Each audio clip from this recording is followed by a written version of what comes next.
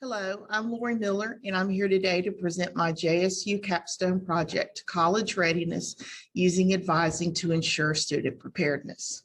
The purpose of my project was to identify negative trends at St. Clair County High School, where I teach, that were preventing students from being considered college ready and figure out how to improve their college readiness.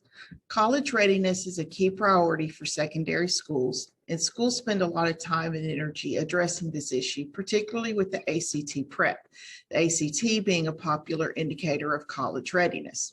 But despite it being such a priority, many students are not college ready upon graduation and are required to take remedial classes in college. This directly affects students in particular, but also parents and school communities in a manner of negative ways.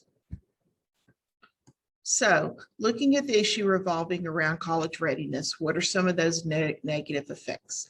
Nearly half of undergraduates will take at least one remedial course in either mathematics or English, which results in increased spending for extra classes, which leads to delayed graduation as students are having to take the extra classes, which can further lead to lower graduation rates when students get frustrated with the extra time and money, so they drop out. Now, a little bit about the school that my research is focused on. St. Clair County High School is a rural high school in Odenville, Alabama. It has its grades 9 through 12, about 580 students. A little over half of those students are economically disadvantaged. They qualify for free reduced lunch.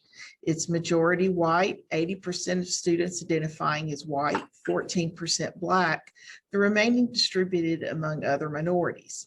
It has an 89% graduation rate and a 76% college and career readiness score. However, since we're discussing college readiness here, I do want to point out that the college and career readiness score is based partially on students meeting the benchmark on only one of the subtests of the ACT, which I think gives a really narrow picture of how well those students really are prepared for college. All right, so getting into this topic, I had to do some initial research to see what the literature had to say about college readiness and to narrow it down to the areas I was most interested in, advising and remedial classes. I started out by looking at what the literature had to say about college readiness in the area of mathematics, since for reasons I'll get into in a minute, math and taking remedial classes in mathematics was a real area of concern for us at St. Clair County High. Spielhagen noted that students who completed algebra in the 8th grade stayed in the mathematics pipeline longer than those who did not, and that they attended college at greater rates than those who did not. This is supported by the stance that the National Mathematics Advisory Panel of the U.S. Department of Education took, that all schools should make sure that students have access to algebra courses in the 8th grade. I also looked specifically at studies related to college readiness and course advising, as that topic came up frequently while undertaking all of this. I learned that Fitzpatrick recently found that students who get advising early on, starting in the 9th grade, are more likely to reach college readiness by graduation. This is supported by Young Jones, Burt, Dixon, and Hawthorne, who found that students are more likely to be successful in environments with strong academic advising due to the clear and consistent messages they received regarding expectations and requirements.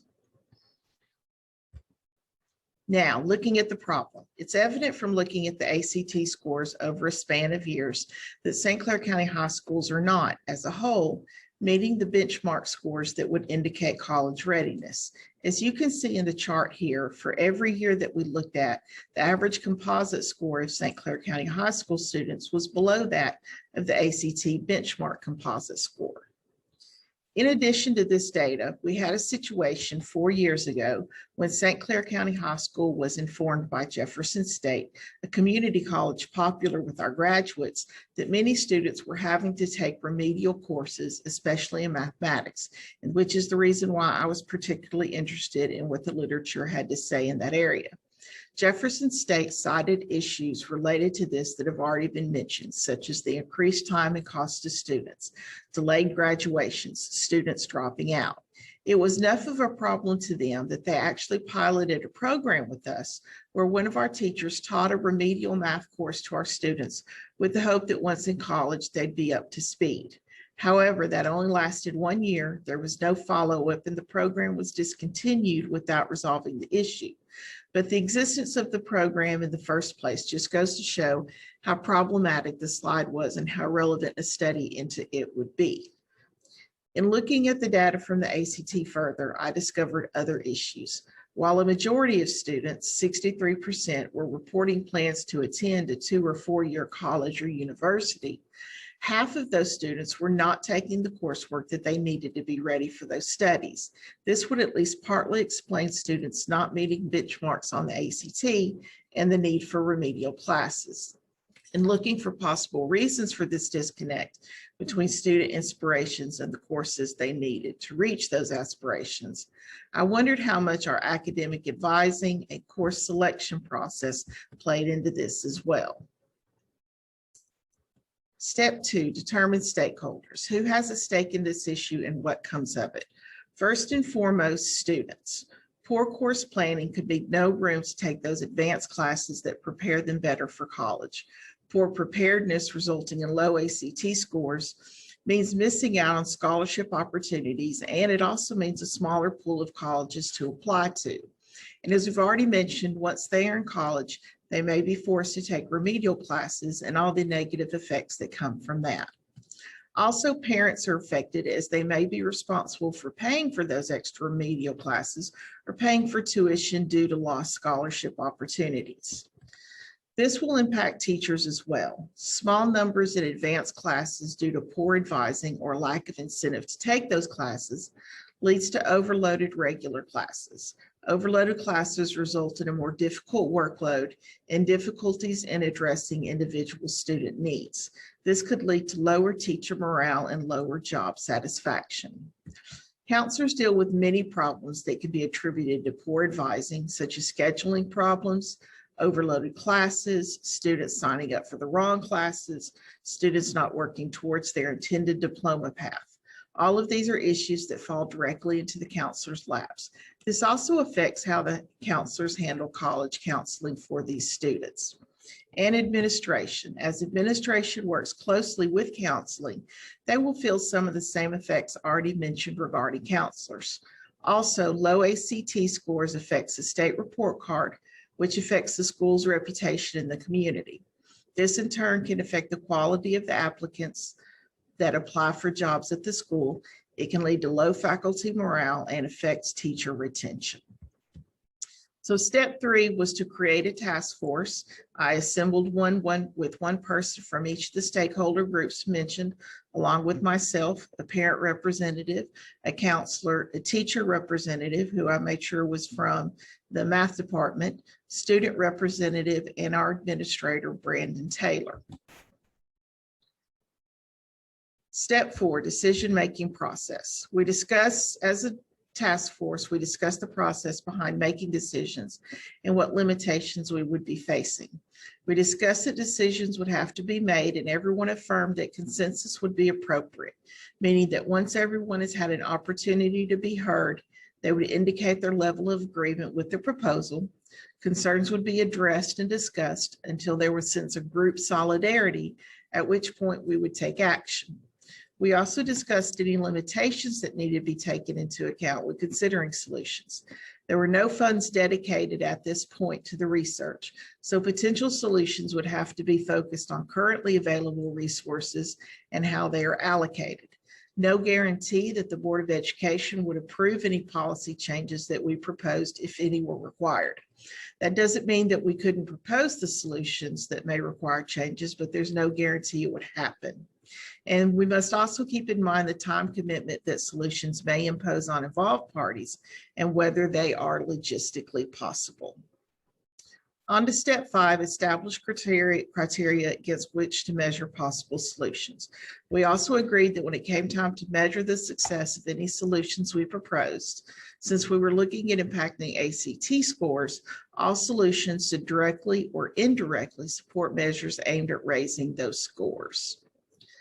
Step 6, generate proposed solutions. So how did we come up with what we came up with? I'd given the task force members the information that I had developed regarding lack of college readiness, not just the test scores, but also info regarding remedial classes, the pilot program with Jefferson State, the disconnect between student aspirations and their course choices, etc. We discussed all of this, and different members of the task force gave their own perspectives on the issues. Teacher and parent members expressed concerns that there were obstacles to students taking upper-level math courses that begin in middle school. It's been common practice in the state that students could take Algebra 1 in the 8th grade and receive credit for it, and that would leave them room in their schedules in high school to take those upper-level math classes. However, in the St. Clair County system, that's not the case. We're one of a few systems that don't allow for that. Teachers and parents said there was therefore no real incentive for the students to take such a course. This led to proposal number 1, advocating for policy change so that the students can earn Carnegie units for algebra in the 8th grade. This aligns with what we know about what the literature says, that those students stay in the math pipeline longer and are more prepared for college. Student and parent members also expressed concerns about the course selection process. They said there's little to no guidance when it comes time to select courses and pathways. This led to proposal number 2, that there would be more course counseling, particularly one-on-one counseling for each student, beginning with course selection for the 9th grade. This aligns with the literature I mentioned earlier, stating that students who get advising starting early on are more likely to reach college readiness by graduation. Step 7, time to solicit feedback on the work that the task force did and get the feedback from the community. I first sent out a questionnaire to students with questions related to the 2 proposals. The vast majority of students, 80%, said they would have taken an advanced math course in middle school if they'd been able to receive credit for it. 86% of students agreed they were going to college, yet when asked if they planned to take an advanced math course, only 54% stated they would. 32% said they did not need to plan. They did not plan to, indicating a possible lack of understanding of what coursework they needed in order to be prepared for college. There was also an overall theme in the responses about there being a lack of information at course selection time. I then sent out a separate questionnaire to parents in the community, and some of their responses echoed that of the students. Most would have encouraged their children to take an advanced math in the 8th grade if credit were awarded for it. They also said that students received little to no counseling regarding what courses to take, that parents had no opportunity to ask questions themselves, and that there was little encouragement for capable students to take advanced classes. I then held interviews with various school leaders who mostly focused on the results that could arise out of implementing the proposals. Teachers expressed the possibility of less disruption at the beginning of the year due to schedule changes, more evenly distributed class sizes, and appropriate student placement in advanced courses. Counselors noted that other duties would be hindered during the proposed one-on-one counseling, as it would be very time-consuming, but that it would be worth it as it would lead to fewer schedule changes, fewer negative interactions with parents over course selection and schedule changes, and that the students would feel more supported. Administrators highlighted possible results from the proposals that would affect their roles, that included fewer negative interaction with parents and students over scheduling, less students switching to our virtual preparatory academy due to scheduling conflicts, and that would in turn lead to an improved graduation rate. After this, I ended up with an unexpected development regarding proposal number 1. During the process of soliciting feedback from the community, it was brought to my attention that the Alabama Math Course of Studies changed. Now students no longer have the option of taking Algebra 1 in the 8th grade. Students will now have the option of taking accelerated math courses in both 7th and 8th grades that will allow them to skip Algebra 1 at the high school and take advanced math courses before they graduate, but receiving credit for those classes in the 8th grade is no longer an option.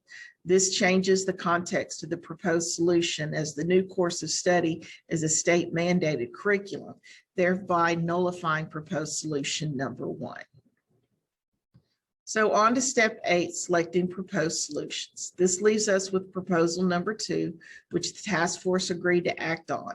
And that is starting with registration for 9th grade courses, implement more course counseling that includes one-on-one counseling for each student regarding future plans and planned coursework.